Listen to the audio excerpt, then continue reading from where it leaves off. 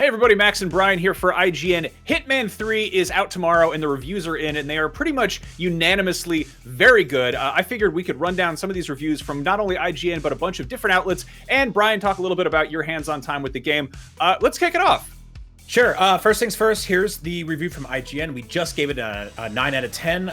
This is already looking like it's going to be, I would say, a Game of the Year contender. Obviously, one of the best reviewed games of the year. Our reviewer said it's rich, rewarding, and highly replayable. Hitman 3 is a superb installment of IO's idiosyncratic but much-loved stealth series. The fundamentals haven't changed since 2016, but its collection of outstanding maps makes for a refined, reliable, and robust curtain closer to the current Hitman trilogy. This bar-coded butcher has made a lot of appearances over the past 20 years, but Hitman 3 is definitely one of his best.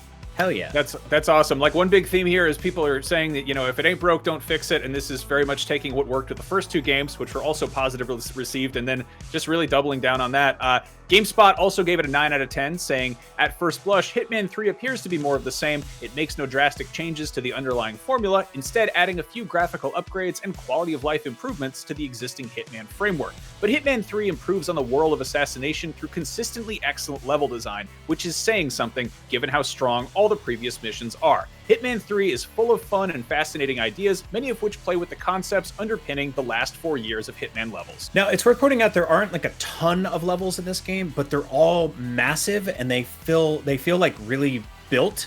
Like, there's just this is a studio that's fantastic at like crowd work and interacting party scenes and nightclubs and all that stuff. So every time you play one of these levels, you can attempt it differently. I find myself replaying them and just like going in guns blazing and then hiding, or just being super sneaky, stealthy, poisoning drinks and stuff like that. Whatever you got to do to kill people. It's a good time.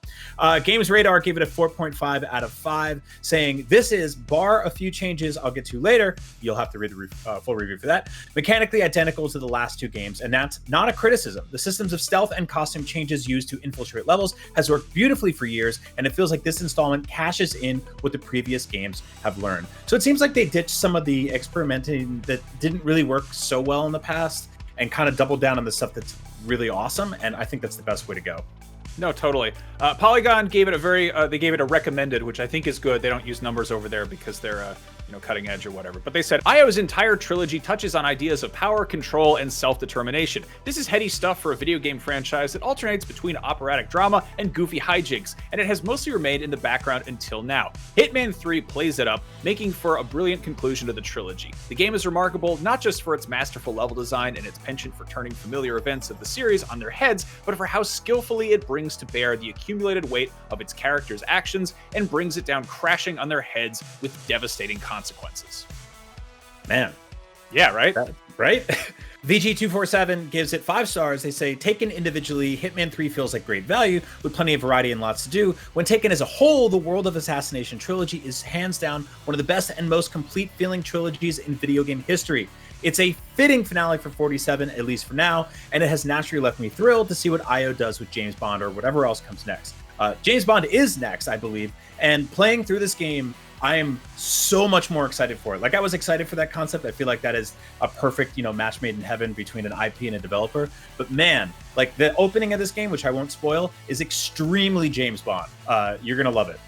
I'm very excited for that. That's actually, I think, part of the reason I'm so hyped for Hitman 3. PC Gamer gave it a 90 out of 100 and wrote, a beautiful, deep, and endlessly replayable murder sandbox featuring some of the best levels in the series. If this was a review of the trilogy as a whole, I'd stick a couple more points on the review score, but even on its own, Hitman 3 is a magnificent video game and a perfect swan song for Agent 47. It's important to note that you do get access to a bunch of the stuff you unlocked in previous Hitman games, assuming you did that. All of that sort of like comes into play in your sandbox here in the game, which is super cool. Eurogamer also gave it a recommended. They say playing as 47 fosters a sense of eerily laid-back contemplation that remains unique among stealth sins, and as such makes the absence of new features in Hitman 3 easier to swallow, though not perhaps the loss of features like the last game's entertaining Ghost competitive mode. This is a sturdy third act that creeps along firmly in the footsteps of its predecessors. One thing that I've been thinking about is that this is giving me sort of notes of Metal Gear Solid 5 in terms of the open creativity you have with which you want to attack stealth scenario with a little bit of action, but also just how goofy it can be. I think that game handles humor really well, and so does this one. Yeah, I mean, the Hitman games have always had like a lot of weird, silly stuff happening in the margins, but it's nice to see they've leaned into that more recently with, you know, chicken costumes and whatnot. Game Informer also gave it a 9 out of 10. That seems to be kind of the running score here, saying Hitman 3 concludes a chapter in the greater Hitman story, but it doesn't feel like an ending. There's an abundance of content and side activities on offer, and the trilogy as a whole is bound to be a long-term destination for would-be assassins. IO Interactive's final act in the trilogy anticipates and rewards player experimentation, features meticulous level design, and has moments of ghoulish catharsis that makes me cackle aloud. My enthusiasm for it is all as indelible as the barcode tattooed on the back of Agent 47's head. Now, most of the reviews are positive or very positive. Hardcore Gamer gave it one of the lower scores, which is still great, a 3.5 out of 5. And they said the whole point of the Hitman games is replaying missions over and over, but after completing one a couple of times, I felt like I experienced everything I had to offer, which isn't something I had a problem with in the past. There are standout moments, but Hitman 3 just doesn't have the same charm it did in the last two games, and the limitations only contribute to this. It's more Hitman, but at the same time, less of Hitman. Yeah, so that's kind of it. It's a lot of people are saying it's more of the same, and for the most part, that's a good thing. But maybe if you've gotten really familiar with the previous two games, this won't be quite as much, of a surprise. But I know a lot of people who maybe didn't mess with the first two games are kind of their ears are perking up because there's also not a lot of other games coming out right now. Brian, this is kind of your first Hitman game you've really jumped into, especially from this recent trilogy. What did you make of it as kind of a newcomer, more casual player? Yeah, this is something that I felt like immediately connected with, despite not really having grown up with the franchise. I've dabbled in a few here and there, and I've played some like key levels and moments and demos and stuff like that in the past. But this felt like it was weird to come into like what feels like the ending of a story, but just immediately fall in love with everything it's doing. It is so classy in the way it builds its worlds out and its stages.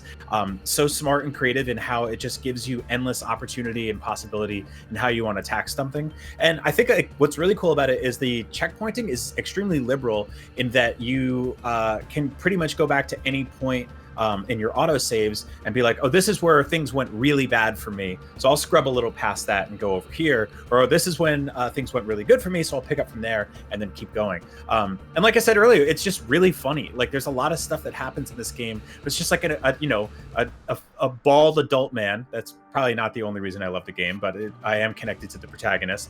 Finally, a bald protagonist.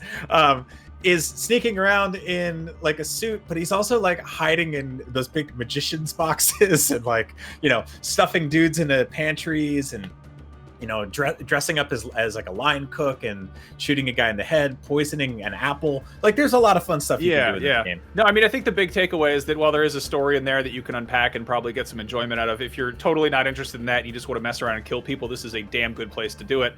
Obviously, you can find the full review on IGN.com and all the other full reviews on the respective websites we just mentioned. Huge thanks to everybody who burned through this game and, gave it their respective scores. What's your take on this? You, viewer, watching at home, are you jumping into Hitman 3? Are you a hardcore fan of 1 and 2, or is this your first foray into this puzzly murder sandbox genre? Let us know in the comments, and for everything stealth, action, Hitman, video games in general, keep it right here on IGN.